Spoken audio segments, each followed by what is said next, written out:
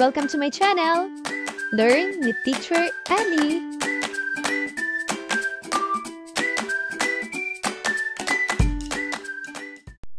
Filipino, Grade 2, Quarter 1, Week 7, Day 1. Mga layunin. Pagkatapos ng aralin, ang mga mag-aaral ay inaasahang una, na ipapakita ang pagpapahalaga sa mga patakaran at paalala at panuto sa pamamagitan ng pagiging masinop at maagap sa pagsunod sa mga ito. Pangalawa, natutukoy ang mga suliranin at solusyon sa mga tekstong impormatibo tulad ng mga tuntunin, paalala at panuto at magamit ito sa pang-araw-araw na sitwasyon sa tahanan. At pangatlo, nakasusulat ng mga salita na may letrang J sa paraang kabit-kabit at maliwanag upang maipahayag ang mga tuntuning paalala at panuto sa loob ng tahanan. Kilalanin ang mga larawang aking ipakikita. Mga bata, ang larawang ito ay bawal tumawid. Ngayon, ano naman kaya ang ibig sabihin ng larawang ito? Tama! Bawal magtapon ng basura. Ano naman kaya itong susunod na larawan? Ito ay bawal pumitas ng mga bulaklak. Mga bata, ano ang kahalagahan ng mga babala? Ano ang mangyayari kung tayo ay susunod sa mga babala? Ano naman ang mangyayari kung ito ay hindi natin sinunod?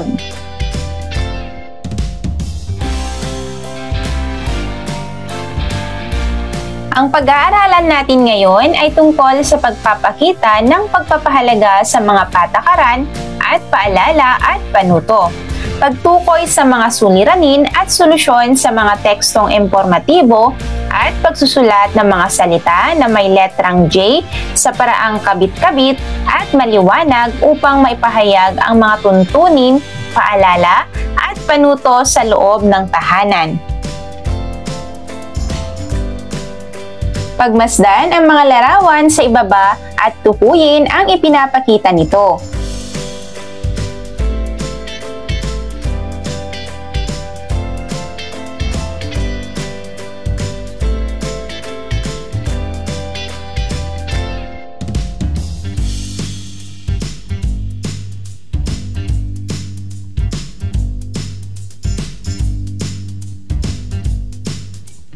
Mga bata, ano ang mga pinapakita ng mga larawan? Mayroon kayang ugnayan ang mga larawan sa bawat isa?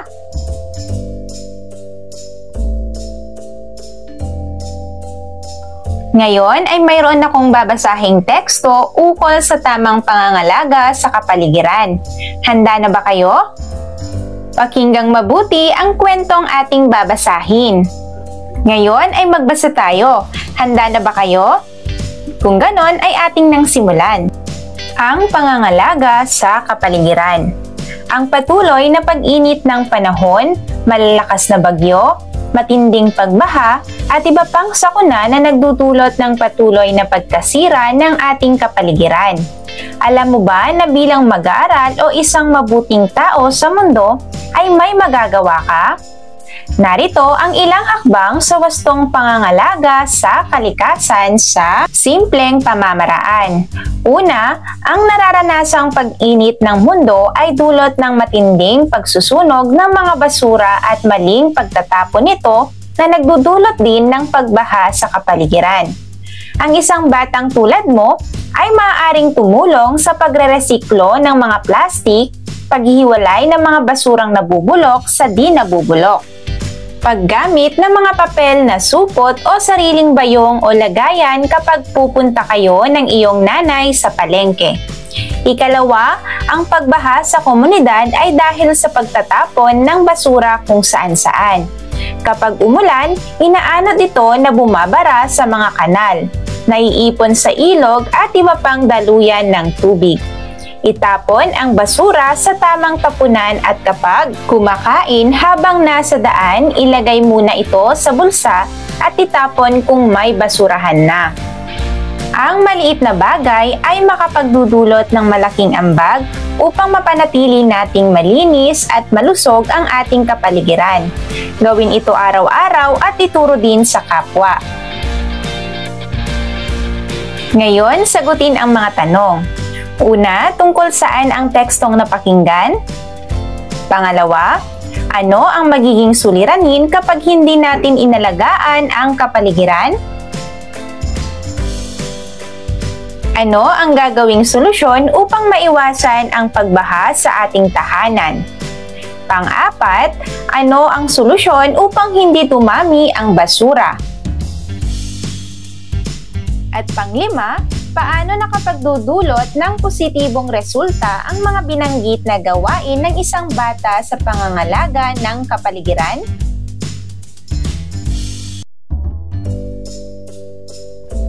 Talakayin natin ang suliranin at solusyon sa pamamagitan ng pagsuri sa chart sa ibaba.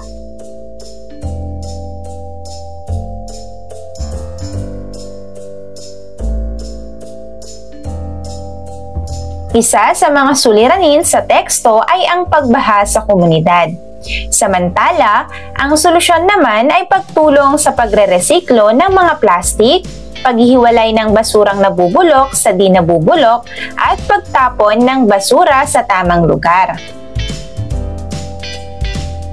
Lahat ng suliranin ay may solusyon, ngunit kailangan nating isaalang-alang ang mga sumusunod para mabigyan natin ng tamang solusyon ang suliranin.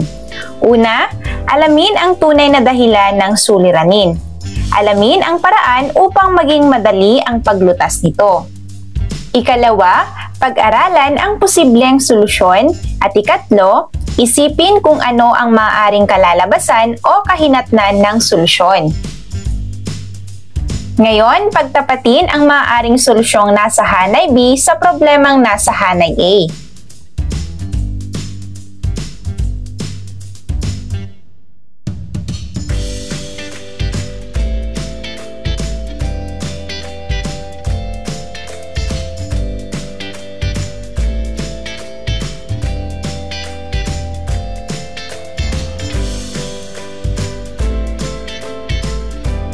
Pagmasdan ang larawan sa ibaba at sagutin ang mga tanong.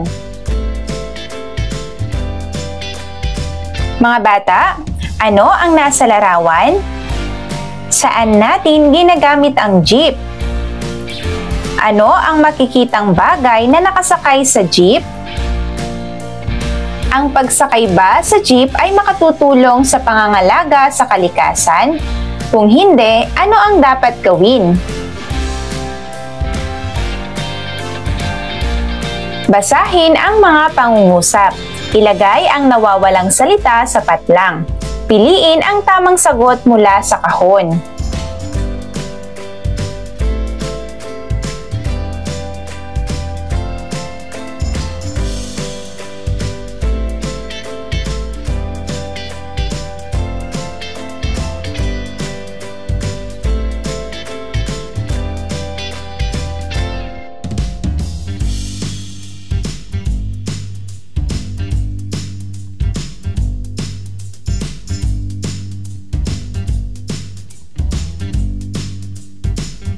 Sa mga pagpipili ang mga salita, ano ang kanilang pagkakapareho? Ano naman ang tunog ng letrang J?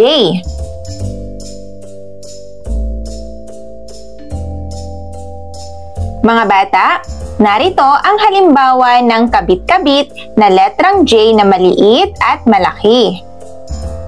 Basahin ang mga sumusunod na salita o lipon ng salita. Isulat sa paraang kabit-kabit ang mga salitang may letrang J. Matamis na jam. Si Jose Rizal. Ang jeep ni Jay. Ang jackstone ni Jane. Kumain kami sa Jollibee. Kompletuhin ang pangungusap bilang tanda ng iyong panunumpa sa pagtulong sa pangangalaga sa kalikasan.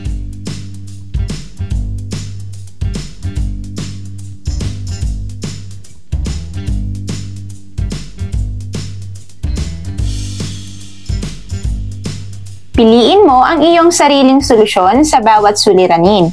Isulat ang titik ng tamang sagot sa iyong sagutang papel.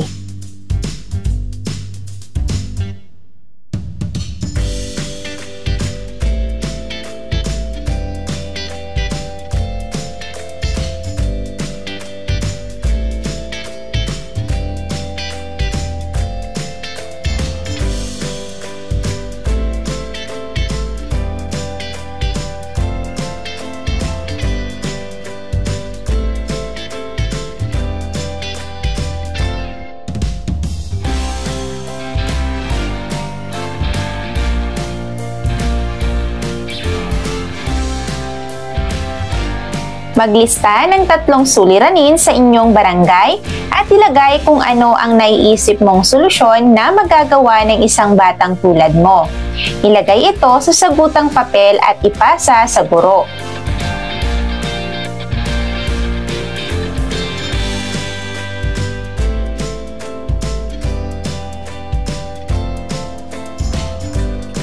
Day 2. Mga layunin. Pagkatapos ng aralin, ang mga mag-aaral ay inaasahang, una, na ipapakita ang pagpapahalaga sa mga patakaran at paalala at panuto sa pamamagitan ng pagiging masinop at maagap sa pagsunod sa mga ito. Pangalawa, na ibibigay ang tekstong mahalagang impormasyon gaya ng paksa, pangunahing ideya at sumusuportang detalye sa tekstong informatibo tulad ng mga tuntunin, paalala at panuto at magamit ito sa pang-araw-araw na layunin. At pangatlo, nakasusulat ng salita na may letrang Q sa paraang kabit-kabit at maliwanag upang maipahayag ang mga tuntunin, paalala at panuto sa loob ng tahanan. Ngayon ay magbasa tayo. Handa na ba kayo? Ang pangangalaga sa kapaligiran. Ang patuloy na pag-init ng panahon, malalakas na bagyo, matinding pagbaha at iba pang sakuna na nagdudulot ng patuloy na pagkasira ng ating kapaligiran. Alam mo ba na bilang mag-aaral o isang mabuting tao sa mundo ay may magagawa ka?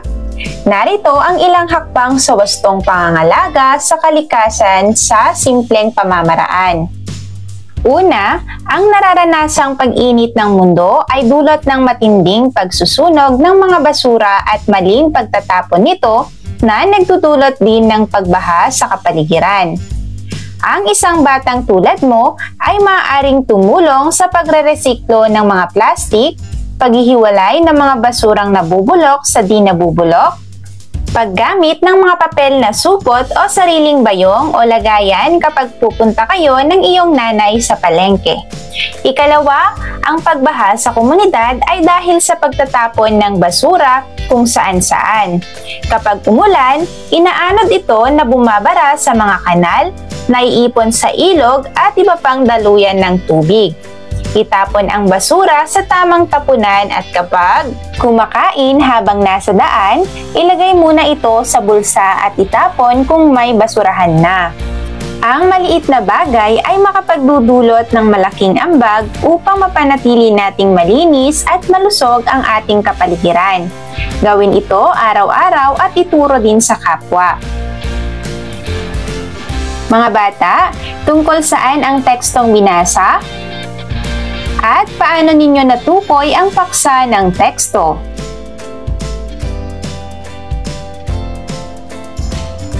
Ang pag-aaralan natin ay ang pagpapahalaga sa mga patakaran at paalala at panuto. Pagbibigay ang tekstong mahalagang impormasyon gaya ng paksa, pangunahing ideya at sumusuportang detalye sa tekstong informatibo at pagsusulat ng salita na may letrang Q sa paraang kabit-kabit. Mga bata, basahin ang mga sumusunod na pangungusap at salungguhitan ang pinag-uusapang paksa.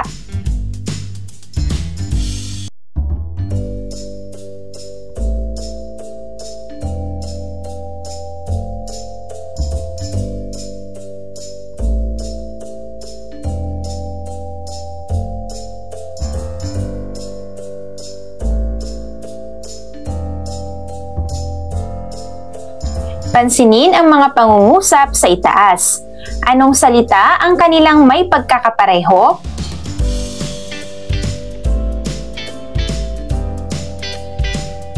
Tumpak. Halos lahat ng mga ginamit na salita ay may titik Q. Ngayon, alam niyo ba kung paano sinusulat ang titik Q sa paraang kabit-kabit? Ngayon, isulat sa paraang kabit-kabit ang mga sumusunod na salita sa ibaba.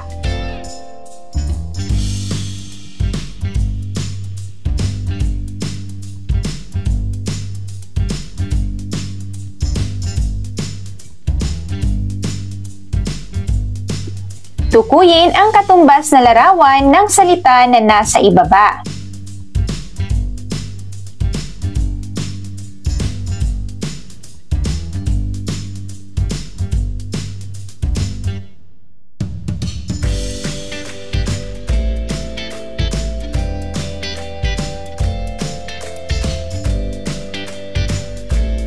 Ngayon ay talakayin natin ang mga sumusunod. Paksa, pangunahing kaisipan, at sumusuportang detalye. Ang paksa ay ang pangunahing ideya o tema ng isang teksto. Ito ang sentro ng talakayan na naglalarawan kung ano ang tatalakayin sa buong nilalaman. Sa isang kwento, maaaring ito ay tungkol sa pagkakaibigan, pamilya, o mga hamon sa buhay. Ang pangunahing kaisipan ay ang diwa o mensahe na nais iparating ng may akda. Ito ang kaisipan na nagbibigay linaw sa paksa at nagsisilbing batayan ng buong talata. Halimbawa, kung ang paksa ay pagsunod sa mga magulang, ang pangunahing kaisipan ay maaaring mahalaga ang paggalang at pagsunod sa mga magulang para sa magandang relasyon.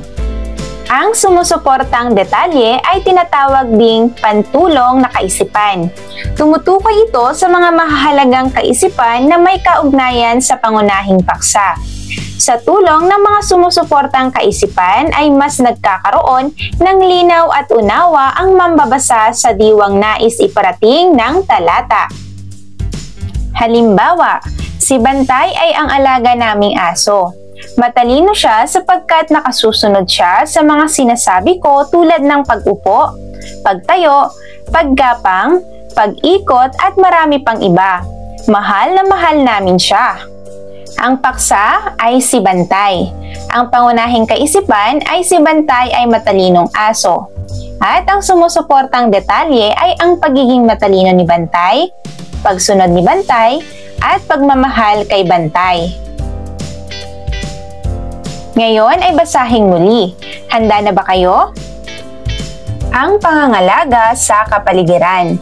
Ang patuloy na pag-init ng panahon, malalakas na bagyo, matinding pagbaha at iba pang sakuna na nagdudulot ng patuloy na pagkasira ng ating kapaligiran. Alam mo ba na bilang mag-aaral o isang mabuting tao sa mundo ay may magagawa ka? Narito ang ilang hakbang sa wastong pangangalaga sa kalikasan sa simpleng pamamaraan. Una, ang nararanasang pag-init ng mundo ay dulot ng matinding pagsusunog ng mga basura at maling pagtatapon nito na nagdudulot din ng pagbaha sa kapaligiran. Ang isang batang tulad mo ay maaaring tumulong sa pagreresiklo ng mga plastik, paghihiwalay ng mga basurang nabubulok sa di nabubulok, paggamit ng mga papel na supot o sariling bayong o lagayan kapag pupunta kayo ng iyong nanay sa palengke. Ikalawa, ang pagbaha sa komunidad ay dahil sa pagtatapon ng basura kung saan-saan. Kapag umulan, inaanod ito na bumabara sa mga kanal, naiipon sa ilog at iba pang daluyan ng tubig. Itapon ang basura sa tamang tapunan at kapag kumakain habang nasa daan, ilagay muna ito sa bulsa at itapon kung may basurahan na. Ang maliit na bagay ay makapagdudulot ng malaking ambag upang mapanatili nating malinis at malusog ang ating kapaligiran. Gawin ito araw-araw at ituro din sa kapwa. Mga bata, ano ang paksa ng teksto? Ano naman ang pangunahing kaisipan nito? Magbigay ng pansuportang detalye mula sa nabasang teksto. Basahin ang teksto sa ibaba at ibigay ang sagot sa bawat bilang.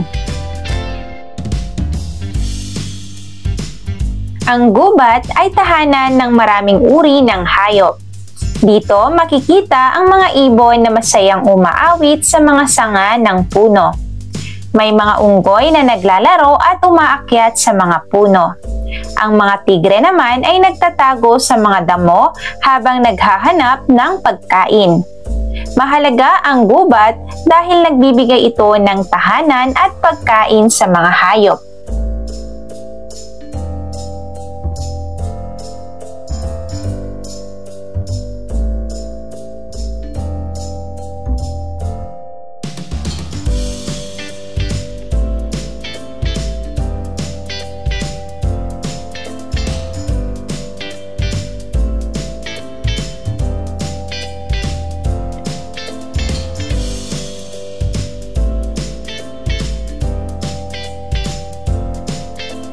Mga bata, ano ang kaibahan ng pangunahing kaisipan sa sumusuportang detalye? Paano madaling matutukoy ang paksa ng teksto? Pakinggang mabuti ang iba't ibang tekstong babasahin ng guro. Pagkatapos ay sagutan ang bawat bilang ayon sa hinihingi nito. Una, ang Bulkang Mayon ay isa sa mga aktibong bulkan sa Pilipinas. Ito ay matatagpuan sa Bicol. Ngayon, ano ang paksa sa teksto? Pangalawa, madaling sumiklab ang apoy. Kapag malakas ang hangin ay madali itong tumupok ng ibang kabahayan. Ngayon, ano ang sumusuportang detalye? Tinatapon ni Ana ang mga basura sa tamang lalagyan ayon sa uri nito. Mayroong nabubulok, hindi nabubulok at maaari pang iresiklo. Mahalaga sa kapaligiran ang tamang paghihiwalay ng iba't ibang basura. Ano ang pangunahing kaisipan? Si Ben ay matalinong bata. Matataas ang kanyang nakukuhang marka sa paaralan. Ngayon, sino ang paksa? Mahilig kumain ng gulay si Pedro. Paborito niya ang kalabasa, malunggay at ampalaya. Dahil dito, hindi siya madaling kapitan ng sakit. Si Pedro ay malusog na bata. Ano ang pangunahing kaisipan? Batay sa iyong sariling pagkaunawa, sumulat ng mga salitang maikakabit mo sa mga salita sa ibaba.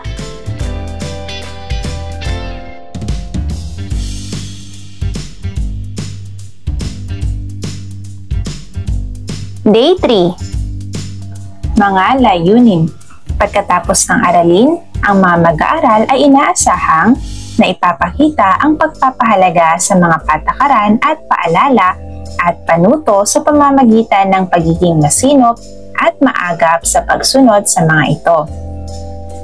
Pangalawa, natutukoy ang naglalahad sa tekstong informatibo. At pangatlo, nakasusulat ng salita na may letrang N sa paraang kabit-kabit at maliwanag upang maipahayag ang mga tuntunin, paalala at panuto sa loob ng tahanan.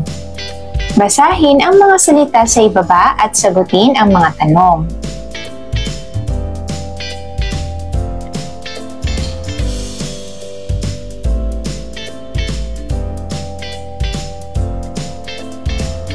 Ano ang madalas sinasabi o paalala ni nanay? Ano naman ang madalas na bilin ni tatay? Ano ang ginagawa mo bilang anak sa mga sinasabi ng iyong mga magulang? Ang pag-aaralan naman natin ngayon ay tungkol sa pagpapahalaga sa mga patakaran at paalala at panuto, paglalahad sa tekstong informatibo at pagsusulat ng salita na may letrang N. Maglista ng 5 mga dapat at hindi dapat gawin sa loob ng bahay.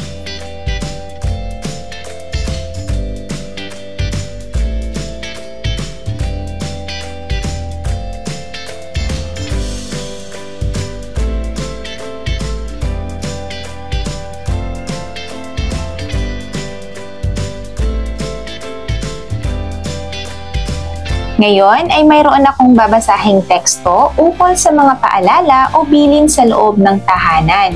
Handa na ba kayo? Pamilyang nagkakaisa ni Charissa S. Ruba. Ang aming pamilya, tunay ngang nagkakaisa. Sa bawat gawain, hindi ka iiwang mag-isa. Si nanay, tatay, ate at kuya ay sama-sama. Laging nagtutulungan at tunay na may saya. Mga utos nila ay aking susundin agad-agad. Pagdarabog ay di gagawin. Sa iba'y di tutulad. Ang mga alituntunin, lahat ng mga nakasaad, tutuparin namin upang sumaya at umunlad. Ang pag-aaral ay aking laging uunahin. Sa gawaing bahay, ako'y tutulong din. Hindi makikipag-away, kapatid ay mamahalin. Magiging magalang sa mga mahal sa akin. Mga bata, sino-sino ang mga miyembro ng pamilya? Ano ang hindi gagawin ng naglalahad sa teksto? Ano-ano ang mga susundin ng naglalahad sa teksto? Sa tingin mo, sino kaya ang naglalahad sa teksto? Ano ang kanyang gampanin sa loob ng pamilya? Kung ikaw ang naglalahad sa teksto, gagayahin mo ba ang ginagawa niya? Bakit? Ang naglalahad sa teksto ay ang tao o persona na nagsasalita o nagsasabi sa nilalaman ng teksto. Maaaring siya ay kabilang sa pangkat o maaaring nagmamasid sa nangyayari sa teksto. Ang nabasang teksto, ang naglalahad ay ang bunsong anak. Siya ang nagsasalita sa teksto na kung saan pinakilala niya ang lahat ng kasapi sa kanyang pamilya. Isa rin na kailangang tingnan ay ang mga palatandaan na ang naglalahad sa teksto ay ang bunso. Halimbawa, ang aming pamilya tunay ngang nagkakaisa. Sa bawat gawain, hindi ka iiwang mag-isa. Si nanay, tatay, ate, at kuya ay sama-sama. Mga utos nila'y aking susundin agad-agad. Pagdarabog ay di gagawin, sa iba'y di tutulad. Bilugan ang tama kung ang utos ng mga nakatatanda ay angkop at bilugan naman ang mali kung hindi angkop ang inuutos ng mga nakatatanda.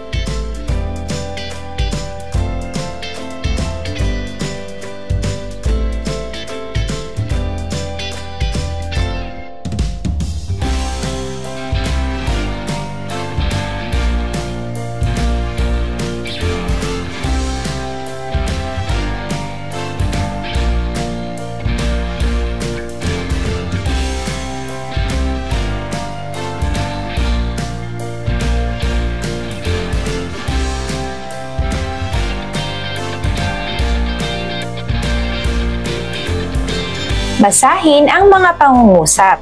Ilagay ang nawawalang salita sa patlang. Piliin ang tamang sagot mula sa kahon.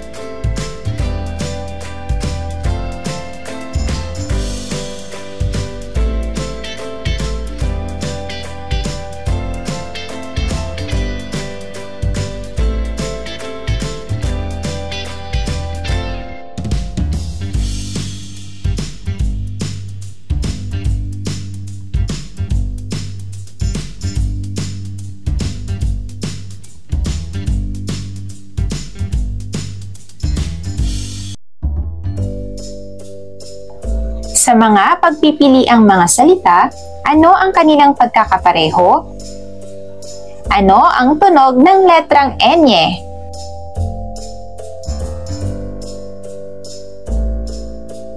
Mga bata, narito ang halimbawa ng kabit-kabit na letrang N.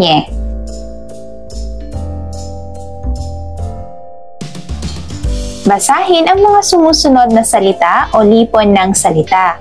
Isulat sa paraang kabit-kabit ang mga salitang may letrang N.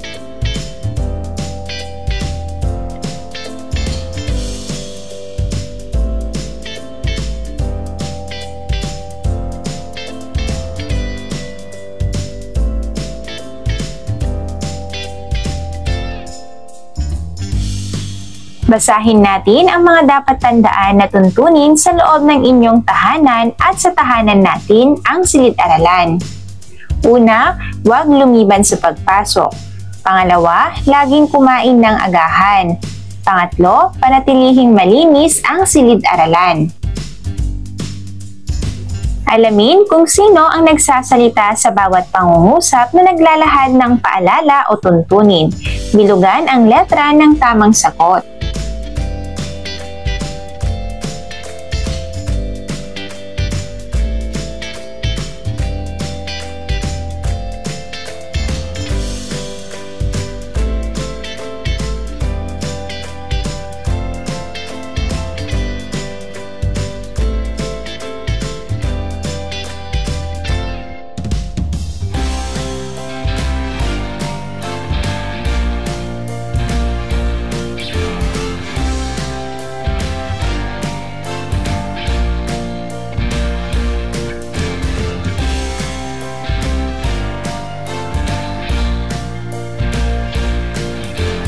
Basahin ang kwento na may pamagat na ang bilin ni nanay ni Catherine B. Rodriguez at sumulat ng tatlong nabanggit na bilin ng ina ng nagsasalaysay.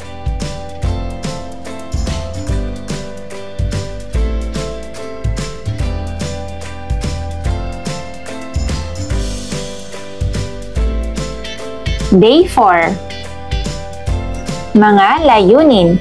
Pagkatapos ng aralin, ang mga mag-aaral ay inaasahang una, na ipapakita ang pagpapahalaga sa mga patakaran at paalala at panuto sa pamamagitan ng pagiging masinop at maagap sa pagsunod sa mga ito. Pangalawa, na ibibigay ang naisipapatid ng author sa binasa o napakinggan tekstong impormatibo. Pangatlo, nakabubuo ng payak na pangungusap sa pagpapahayag ng reaksyon ng paksa at pangunahing ideya.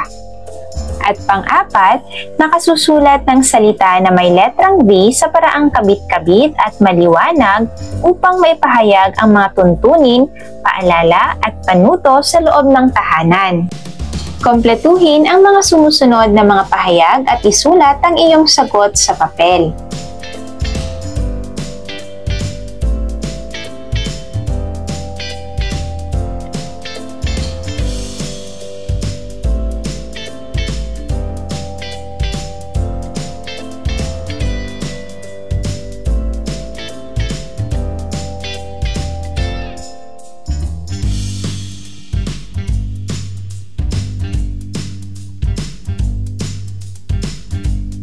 Basahin ang mga sumusunod na pangungusap at bilugan ang paksang pinag-uusapan.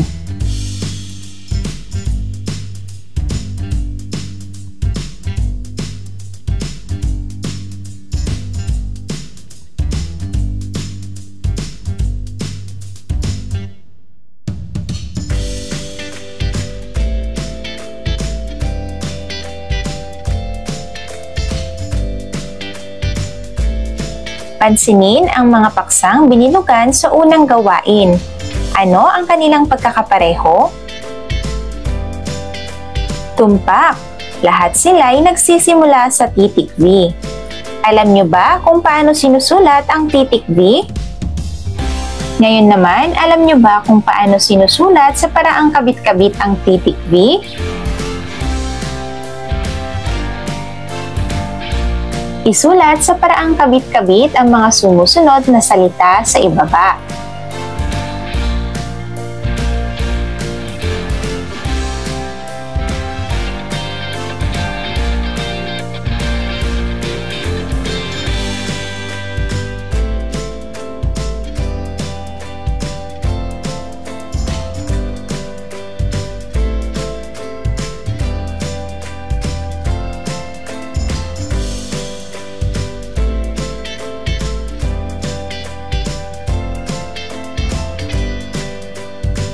Mga bata, bakit mahalaga ang pag-unawa? Mahalaga ang pag-unawa sa mga binabasang teksto upang matutuhan ang mga bagong kaalaman.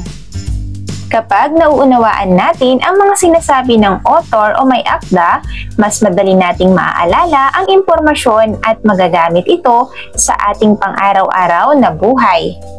Paano nauunawaan ang teksto? Una, makinig o basahin ng mabuti.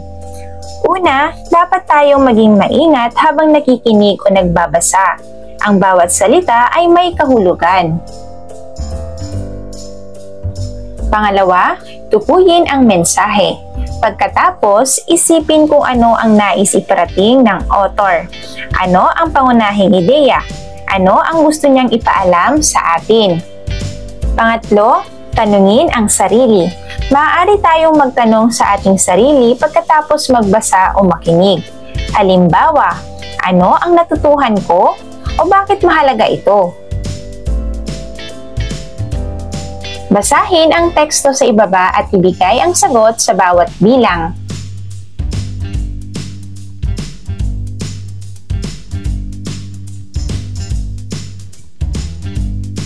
Mga bata, ano ang paksa sa binasang teksto? Ano ang pangunahing ideya? Ano ang gustong ipaalam? At ano ang nais ipahiwatig ng author?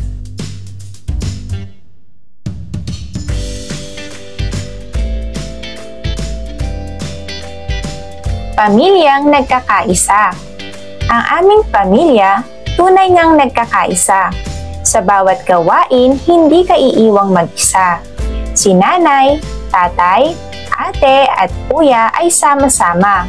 Laging nagtutulungan at tunay na may saya. Mga utos nila'y aking susundin agad-agad. Pagdarabog ay di gagawin. Sa iba'y di tutulad. Ang mga lituntunin, lahat ng mga nakasaad. Tutuparin namin upang sumaya at umunlad. Ang pag-aaral ay aking laging uunahin. Sa gawaing bahay ako'y tutulong din. Hindi makikipag-away, kapatid ay mamahalin. Magiging magalang sa mga mahal sa akin.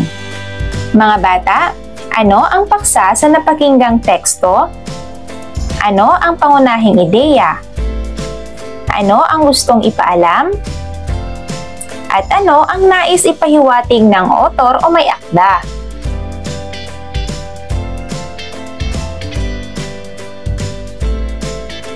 Basahin ang mga sumusunod na teksto sa bawat bilang at piliin ang titik ng tamang sagot.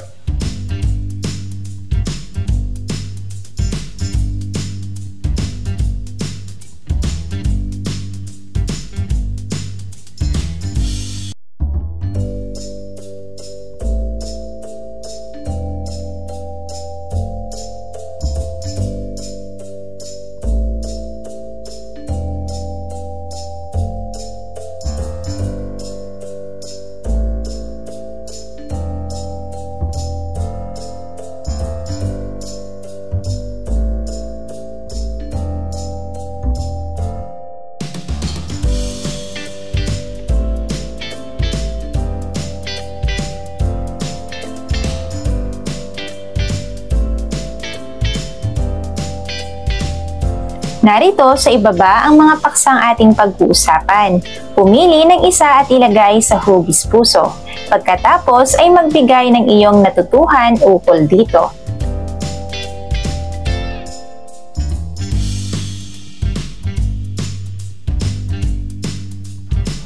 Pakinggan ang iyong guro sa pagbasa ng maikling teksto.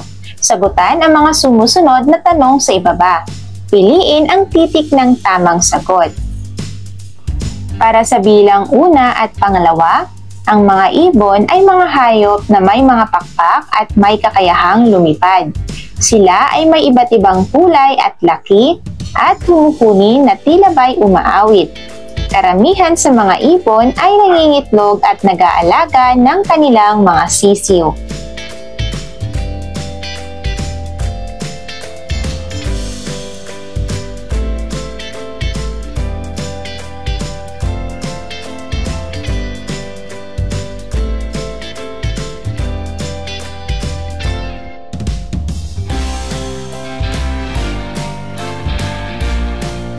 Para sa bilang pangatlo hanggang apat, Ang mga halaman ay nagbibigay ng hangin na kailangan natin upang mabuhay. Ang mga ito ay nagbibigay ng pagkain tulad ng prutas at gulay. Ang mga halaman ay tumutulong sa paglinis ng hangin at nagbibigay ng lilim sa mga tao at hayop.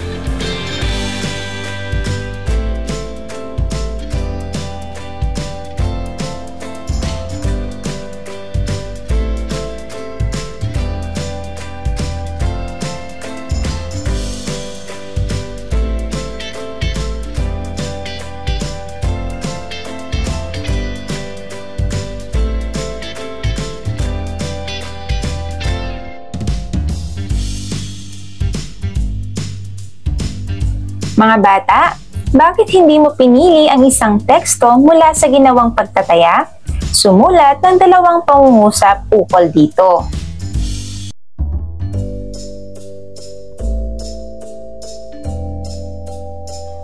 Day 5. Mga layunin.